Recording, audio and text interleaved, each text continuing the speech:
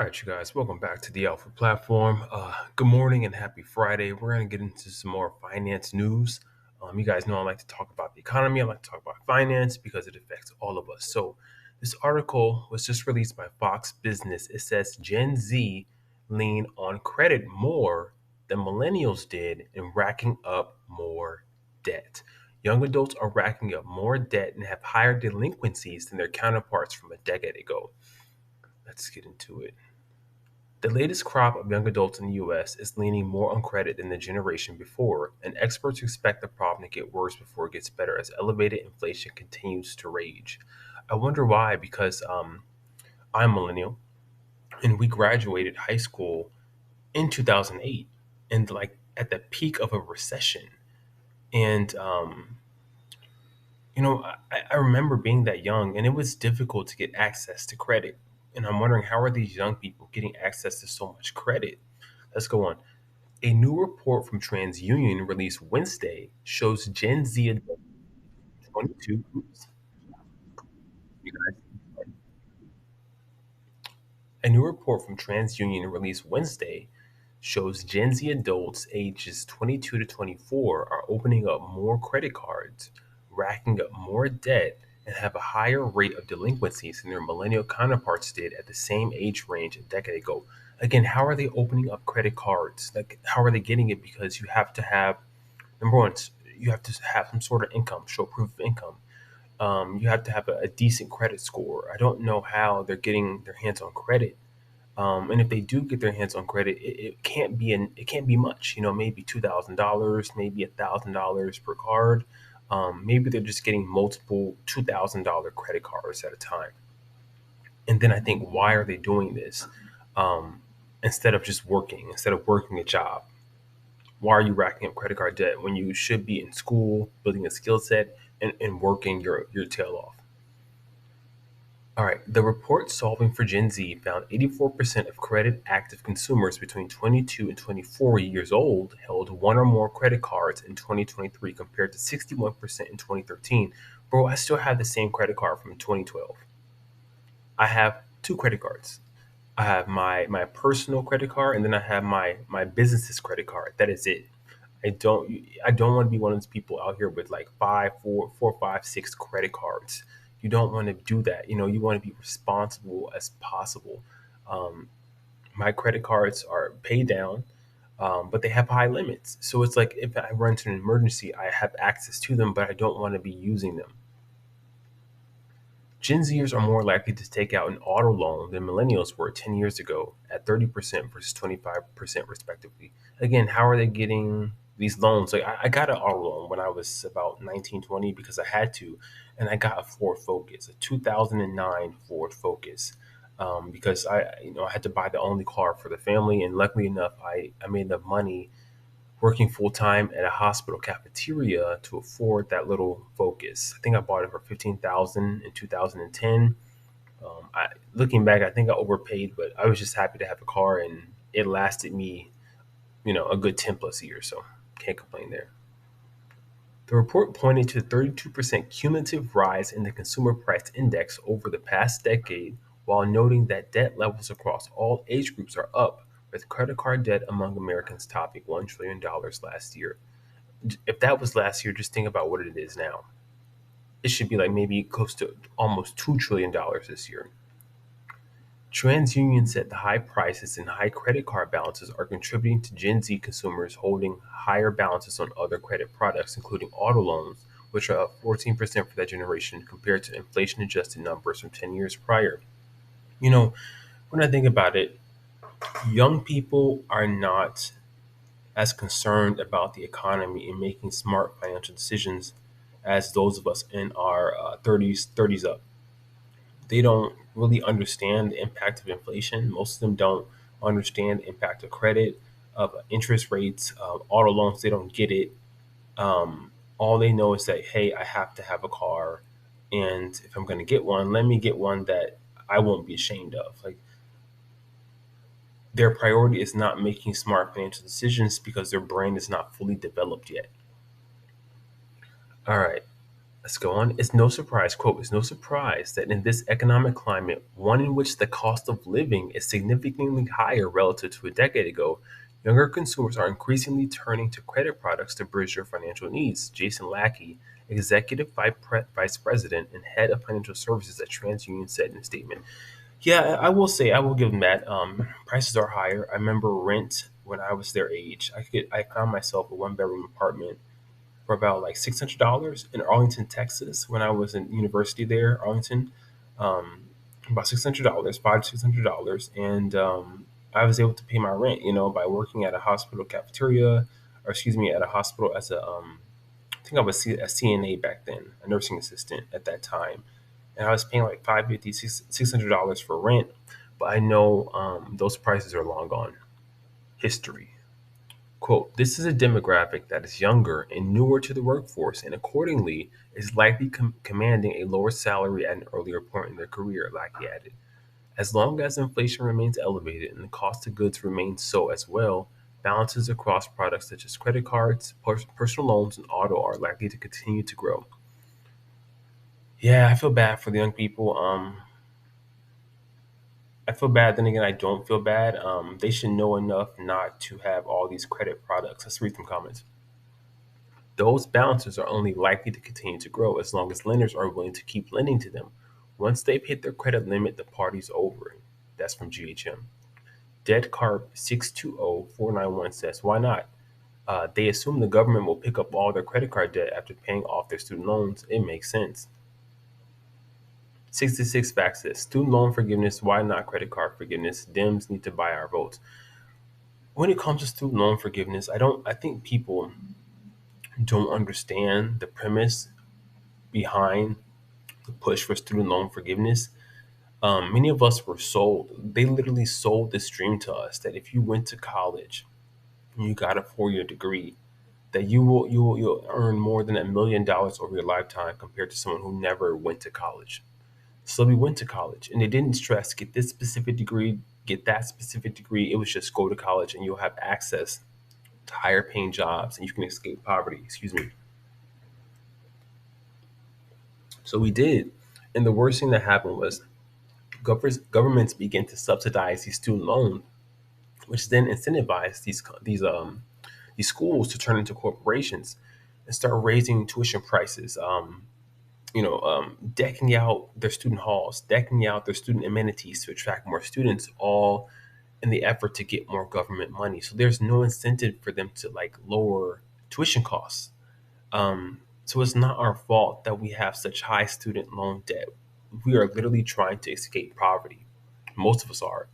And back in those times, we didn't know which degree plan was best for us. Like you were told to go to college, get a degree in something that you enjoy. And many employers at that time, they required college degrees to get a higher paying job, good benefits. They just needed you to have a 4 year degree. So times are different. And I do think we deserve student loan forgiveness, student debt forgiveness, because the cost of college is so astronomically high. That's all I'm going to say. It's very high, and you can never get rid of this debt through bankruptcy. Nothing will ever get rid of this debt. Excuse me. Okay, true capitalist. The Great Reset will be triggered by the Great Default. Okay. Um, Last one, plain old Mike. Revolving credit card debt is one of the best ways to the poorhouse. Yes, I'm telling you, people, get rid of your credit card debt. Don't be the average fool out here with a credit card, just spending lavishly, carrying over balances. Be smart, be different. If you have a credit card, try to keep your balance low and pay it off. Play the smart financial game because what they want for you to do is to get into debt and stay in debt. Like that's what these companies want. That's what this economy wants from you. Don't give it what it wants from you. If someone has revolving credit card debt, they should invest in nothing until the debt is clear. Yes, you don't need to be making investments in the stock market, in housing and whatnot. You need to pay off your debt first. High interest debt needs to be paid off first. But what's happening is people feel like they're missing something by not investing in the stock market. So they're running to the stock market to make investments when they have all this debt that they should be paying off first. That's because there is no investment that is going to going to out earn 18 to 21% interest on the revolving credit card. That's not even what interest is right now. Interest is higher. Interest is almost 30% on some of this credit card debt. On most of it, it's about 30%. Um, Last one. These are the same kids that will one day be writing legislation to deny you your Social Security because we are too deep in debt. Plan accordingly. I don't think so. We're all paying into Social Security. I don't think any of us are in a rush to deny it. No, no, not true. All cap. All right, you guys, let's go to the next article. Gen Z, good luck out there. Let's go to the next one.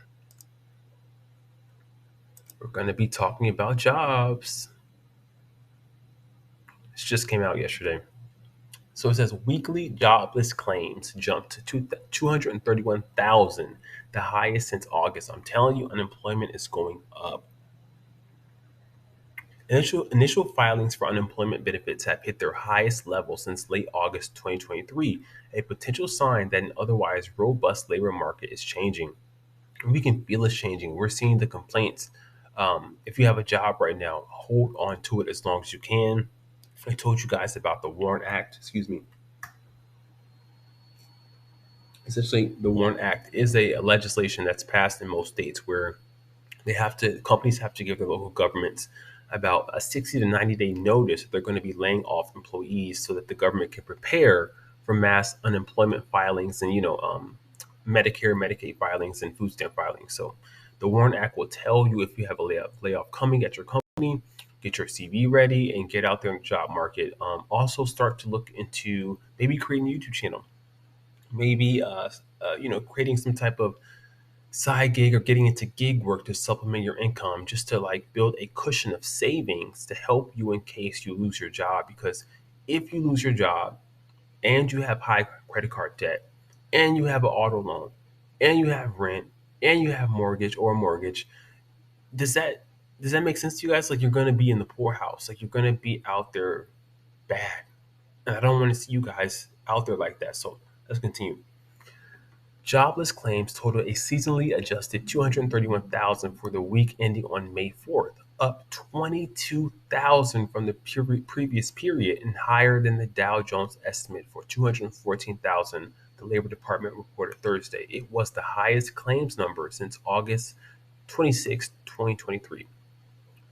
The increase in claims follows a string of mostly strong hiring reports, though hiring in April was light compared with expectations. Also, job openings have been declining amid expectations that the labor market is likely to slow through the year.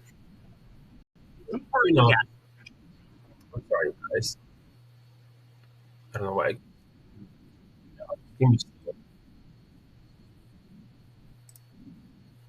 I'm just gonna close that. Sorry about that, you guys. I apologize. It just wants to keep playing the same video. Forgot what I was saying.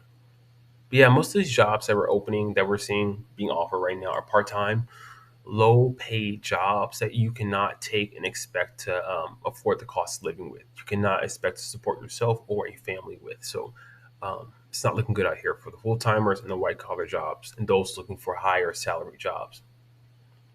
The report also showed that continuing claims, which run a week behind, increased to 1.78 million, up 17,000 from the previous week.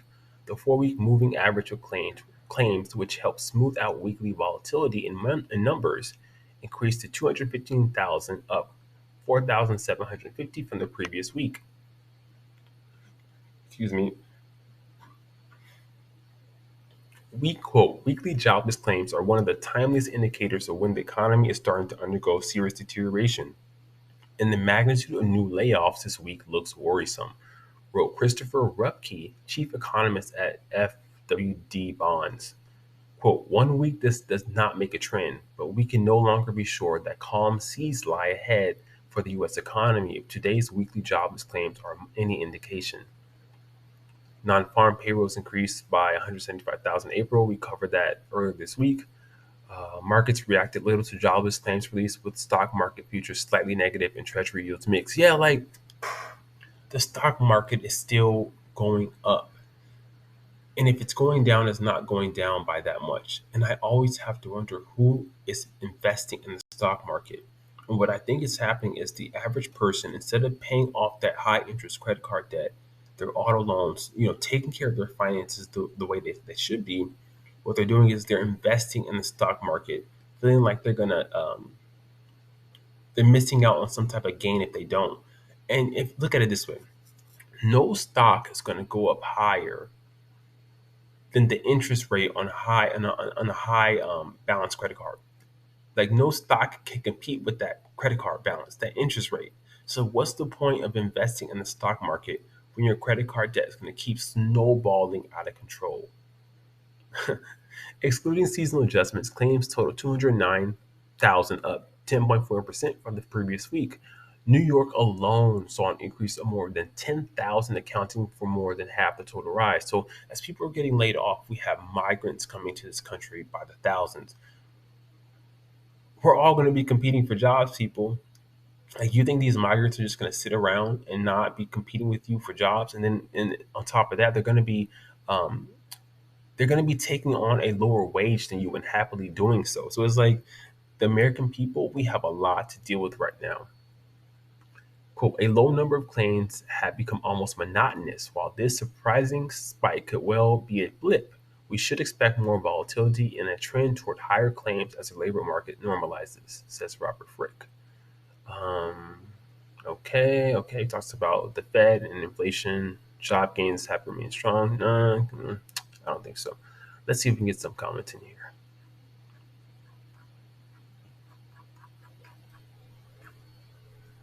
No comments, you guys. Well, like I said, it's Friday. I want you guys to enjoy your week, your weekend, enjoy your day. If you have a job, once again, treasure that job. Make smart decisions with your income. It's okay to go out and have fun and to enjoy your life, but just be putting money away and be mindful to be paying off any type of debt that you have. If you don't have a car loan right now, do not go out and get one. Try your best to maybe use Ubers. Maybe ask someone else for a ride. Um, if you can afford to pay, buy a car with cash like we just did. We lost a car, but we were able to buy another car with cash. Don't go out and buy the latest model car. Just buy an older vehicle at your local dealership, local small dealership, and go from there. Just be smart about your money, and if you're buying clothes, you're into buying clothes, buy them from Shine or H&M, one of these low price retailers. Just be smart about your money right now because you don't know if you're going to have a job tomorrow. None of us know. So have a good weekend. Take care and peace.